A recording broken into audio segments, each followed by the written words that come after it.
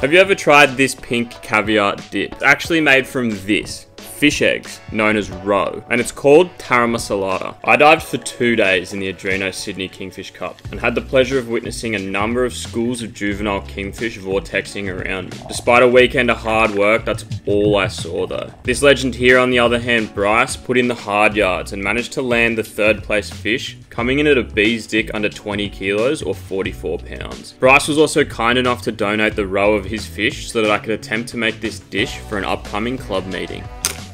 Taramasalata is a spread or dip coming from both Greek and Turkish cuisines. Its roots go back to ancient coastal communities where fish roe was abundant at certain times of year, and it indicates the deep ties these communities had to the ocean around them. The name is derived from tarama meaning roe and salata meaning salad. It's made from cured fish roe, usually carp or cod, but in our case kingfish, and mixed with ingredients like bread, lemon juice, onion, and olive oil. The result is a rich, creamy dip. These days, with all the industrialized ingredients, the more natural pale, almost yellow colors have been replaced by this much more marketable pink color. Amongst all the excitement of Bryce's fish, I forgot to film us actually extracting the roe, so I'll quickly run you through it with this Sergeant Baker. It's a bit of a lucky dip knowing if you're going to get roe out of your fish or not. However, some species, like this Sergeant Baker here, are sexually dimorphic, meaning the males and females are visually different. You're going to want to very delicately open up the gut cavity. Keep your knife super shallow and even use kitchen scissors in order to not slice into any organs. Once you have the belly open, gently separate any connective membranes, remove any offal in the way, and then carefully take out the roe. It does have a casing around it, but you want to be careful not to burst or puncture it, exposing the eggs inside. First thing I'm going to do to prepare the roe is start removing the connective membranes around it. I say it all the time, but I'll say it again. A sharp knife is going to change your life here. Applying almost no pressure, I'm letting the knife do the work, separating the softer membrane from the firmer casing of the roe. I can't recommend getting a sharpening stone enough, and in the description down below I've got a link for the one that I use. There's 2 kind of lobes, I guess you could call them, and I'm going to separate them. It's probably not essential to do this, but what it does allow me to do is clean them both up thoroughly. I'm going to make an effort to clean off any blood that may be on the roe, as this is going to rapidly oxidize and spoil, potentially contaminating the taste of it. You'll notice I'm not using any water in this process either. I don't want to give bacteria any opportunity to propagate and begin to grow. Mopping up any mess here with paper towel. A couple of small punctures on the roe, but that will be fine. Once we got it all cleaned up, I'm going to get our salt curing mix ready. And some people recommend staying away from iodized salts when curing because they can alter the taste somewhat. Personally, I don't have any experience with that. I usually just use sea salt or Himalayan salt. I'll add a tiny bit of sodium nitrate. A little disclaimer here as well, you want to be careful with this stuff as it can be toxic. Even just a couple of grams ingested at once is going to cause some proper health debacles for you. We don't have to worry about that though, we're only using a fraction of this in something that's going to make a ton of servings. The main purpose of this compound though is to help kill off any microbial life that may be trying to take hold of our roe while it cures in the fridge. With the immersion blender, I'm going to quickly grind up all that salt into a fine powder. Pour it out onto a tray and then roll the roe in it. Ensure everything is liberally coated in salt and put it on a wire rack over a tray to catch any drippings. Chuck that in the fridge and make sure there's plenty of airflow around it. It's super important the roe doesn't end up sitting in its own juices. 2 days in and the roe has already let go of a ton of liquid. Let's recoat the roe in salt and get rid of that liquid. So hopefully we can bring down the moisture content, not just in the roe, but in the fridge as well. 6 days down and we've got a ton more moisture out of this roe. Not going to bother resalting it, but I will change the tray out and get rid of all of that liquid. The roe has shrunk pretty dramatically and has started to flatten out. The flavors have been concentrating and developing during the cure. We'll put that back in the fridge for a few more days.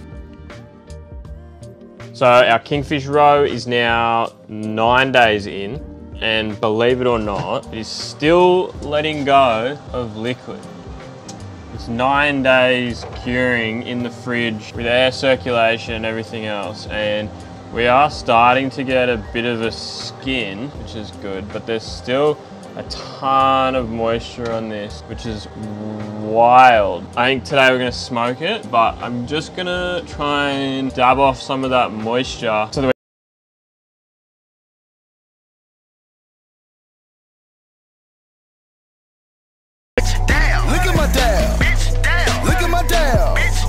yeah, you can still see heaps. 9 days later, still letting go.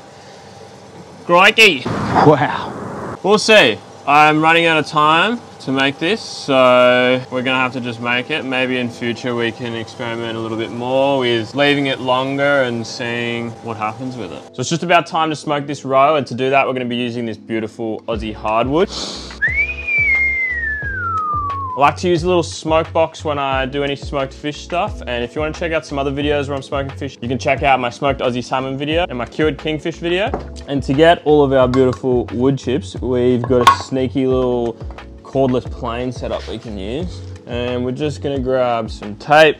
We're going to put this little tube, jam it in there, and then wrap the bag around that. Now, if you've been following along and you've seen any of my other videos smoking fish and fish bits, then you would have seen this contraption, I guess, kind of progress over time. It's evolved from something even more primitive, believe it or not. So we're just gonna wrap that around, jam this bag on there, like that. Look at that. Just start planing, really.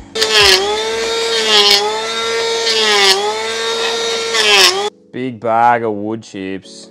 Super effective, that planer. Very easy. Time to get the boost out. Wave. Let's get some of this timber out and ready. Build that up into a little situation, and then I want to make a nice bed of coals because we are going to try and do a long smoke on this. That roe is quite thick. Reading all sorts of ideas online about doing it for like 3-4 hours. Still going with the dodgy old flicks on and off torch, but kind of works.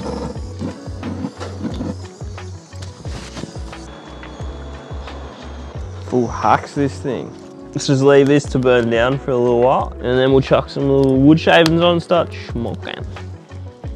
Time has come, and we are smoking the roe. Still quite soft and hasn't really formed that pellicle. Big word alert, I had to look this one up. It's basically just a skin that the proteins form on the outside, trapping any moisture in and making sure that the smoke itself can adhere better to the meat. But we're gonna see how it goes anyway. Super hot now, so let's put the lid on and we'll try and bring this temperature down, cut some air. Let's get into all of this. Already this lid's been on for like 30 seconds. We're already at 200 degrees Celsius almost. We're gonna pop over that real quick, I reckon. Usually I try and do fish at like 90 to 120, somewhere up there. And we're gonna hit 225 any second now. So screaming hot in there. So we gotta give this a little while to cool off. Alrighty, so we're starting to come down in temperature here, and I'm just gonna shuffle some coals around and then we'll chuck in our sawdust so we can start schmocking. Scoop up a good bunch of that.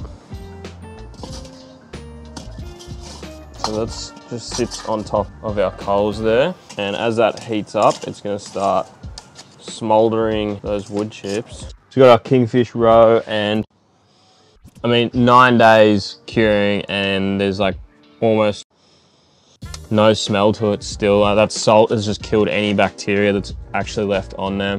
Just give this little box a bit of encouragement here. Starting to see a bit of smoke off that, so I'm just going to load up these roe. On the other side of the grill there, just to keep it away from a bit of that heat, and we're away. I might spin the temp gauge more over to the side where the roe is as well, just so we can get a better idea of the temperatures we're dealing with on this side.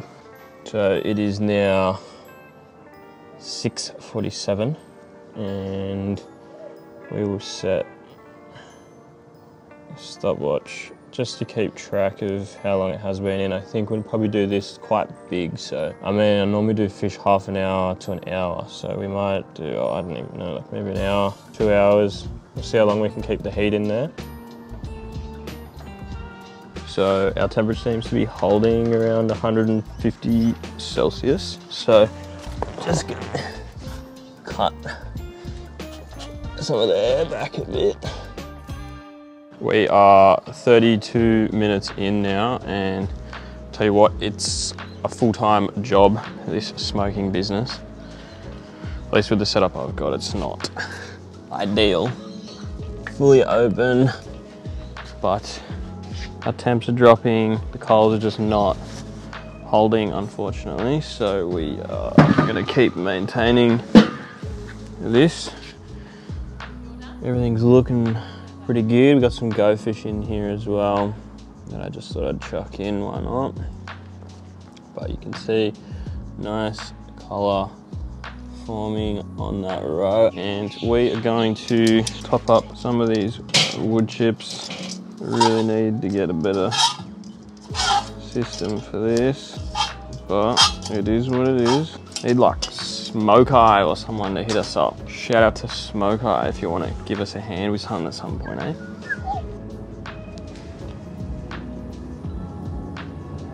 Bit more persuasion, eh? Smoke box back on. Yeah, we'll give that a flip. Nice. It's almost looking like a baguette or something, you know, a loaf of bread or something. Seal that back up. Just over an hour in now. Temps are kind of holding at like 100 for the last little while. We might be all right for a little bit here. There is not much smoke coming out though, so yeah, we'll leave it for a bit. And let it sit, stop playing with it. So we're just about on an hour and a half now, and I have a good feeling this is going to be quite cold. It's not too bad. 90. Pretty happy with that. We might just change some of those wood chips. It's definitely firming up. That one's pretty good. Breathe a bit more life into these coals, eh?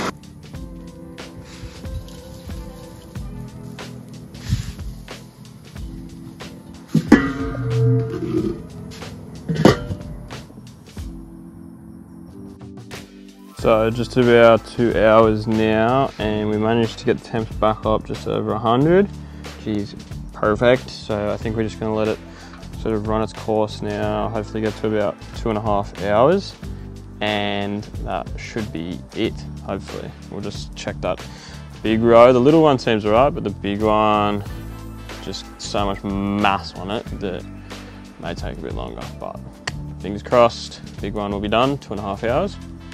Beautiful. So we are at 2 hours 40 now, so temperature's dropped right off. However, this is still warm, so what I want to do is see if we can get an internal temp going down something like that. I want to see something around 70, ideally. Little extra research here, it turns out you only need to get to 63 degrees internal temperature for fish, which means that considering this has had a chance to cool down and we've gone through our whole curing process as well, I think we are more than okay. I'm gonna say, I reckon we're pretty good. This one is real solid, so definitely cooked. Nice smoky smell. And then this big dog, this big baguette looking thing. Yeah, it looks pretty cooked through to me. Pretty even, nothing too different from the outside to the middle. Exactly what we want. That smoky flavour kind of going through the whole thing there. Super tasty. So we will put that in the fridge for tonight. And then tomorrow we're gonna blend that all up and make our Taramosalata. I'm no chef. I'm actually a carpenter by trade. And I'm sure there's plenty of mistakes I'm making along the way. I love my food though, and I love experimenting. The hope is that I can inspire some of you to have a crack and have a go at these things for yourselves. I get a ton of questions about recipes, and I've been starting to type up a few of these dishes that I've been making. There's a lot of work that goes into it, so I'm thinking about putting them up on something like Patreon, where like price of a cup of coffee, you guys can contribute and help me out, and then I can give you something in return. So hopefully you can follow along and have a go for yourselves. If you're interested in something like that, or you got any ideas for me about that kind of stuff, jump down in the comments and let me know. It's a new dawn, it's a new day, and we're going to finish our Taramasalata. Beautiful, smoky smell. First things first, I'm going to get these little eggy bits out of the sack, because for all of our ratios and quantities and whatnot, I need to work out some weights. So basically you can kind of see there's like a bit of a membrane on these roe sacks. So I'm just gonna cut that open. And we're going to try and remove the eggs from that membrane. So you can kind of see after that curing and salting process and then the smoking as well, it's like a proper sort of leathery, barky kind of skin, and we don't really want that in our Taramosalata because you want it real smooth and creamy, and that skin and that membrane isn't going to help that process so much, so we will just get rid of it.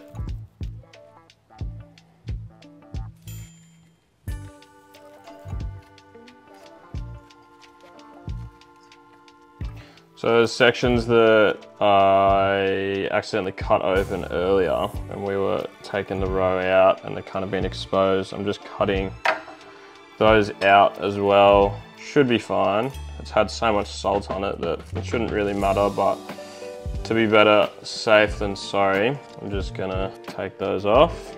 So we've ended up with a lot of roe, quite a ridiculous amount. The process from here on is pretty straightforward, to be honest. You want some bread. And a lot of people reckon stale bread, but I've been using soft white sandwich bread and I reckon it works pretty well. Cut the crust off and add enough water to the bowl that the bread can be fully soaked. Take the bread out of the bowl and squeeze as much of the water as you can out of it. As far as I can figure out, this process is just to create a nice thick creamy base for all the other ingredients once it's all blended. Next up, let's juice some lemons and then grate some red onion. Once that's all ready, we'll load it into the food processor and start blending it all up. When it's combined, we'll slowly drizzle in some olive oil. Slowly is the important part here though. You want it to fully combine, creating a thick, creamy consistency. Alright, so let's prepare some little garnishes to go with this Taramasalata. Still just kind of figuring out how we're going to do this. I think some nigella seeds would be nice. A little bit of contrast, a little bit of sort of spice. Kind of, to me at least, have a sort of citrusy kind of flavour. Gonna take some chives as well. We're just going to toast some little slices of bread in a pan here. Crisp them up. Before that cooks too much, let's just take that out of the pan. And I'm just gonna let that cool down a bit because I just don't want it to get too liquid on this bread. How are we gonna do this? Let's plate it up on the little plate. So I'm just gonna spoon on some of this Taramosalata, and I just wanna create some little pockets. Get a tiny bit of olive oil, take some chives, a couple of these nigella seeds, and a tiny dusting of lemon rind. After curing, smoking and scraping the casings, I ended up with just over a kilo of roe, which was pretty insane to be honest. All up it made about 2 litres of Taramosalata as well, which was way more than I could ever eat. And luckily I was hosting a dinner at the local spearfishing club, so none of that went to waste. It ended up coming out a bit thinner than some of the commercial ones I've tried, but If you wanted to thicken it up, you could probably add more bread. I just didn't want to dilute the flavors of the roe and the onion and stuff so much, and all in all, I'm pretty happy with how it turned out. I feel like this rich, creamy dip is such an accessible way to dip your toes into the world of cooking with fish roe. Hopefully this has inspired you to have a crack for yourselves, guys, and as always, if you want to get your hands on any of the equipment that I used in this video, there's links in the description below. If you enjoyed, let me know in the comments. Get out there and try something new.